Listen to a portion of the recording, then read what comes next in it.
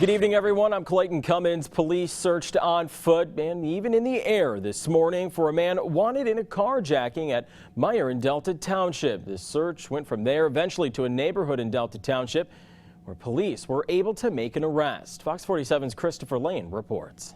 You never, as they say, expect that it's going to happen in your neighborhood. Things like that just don't happen in our neighborhood here in Delta Township. Michael Thompson is talking about the dozens of police officers he saw searching for a suspect who fled police early Sunday morning. The suspect, identified as David Sprigg, carjacked a pickup truck near the Lansing Mall and eventually fled on foot after a short pursuit. At that point, when the foot pursuit began, it was very short.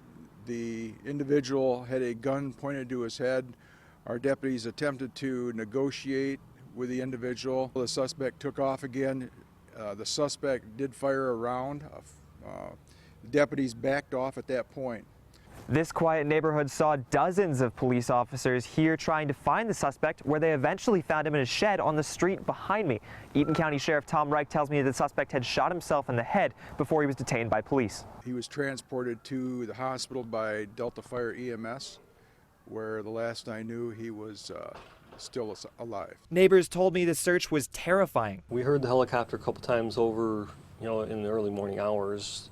Finally at 6, when we saw, could see the spotlight, realized that they were looking for somebody. Police started working their way up streets near Sharp Park with canines, helicopters, and dozens of officers, eventually finding Sprague just after 9 o'clock. Sheriff Reich says the priority was to make sure people were safe. Our main concern was the neighborhoods. If he had kicked in a door or something, the safety of our people are very important to us. So that was number one.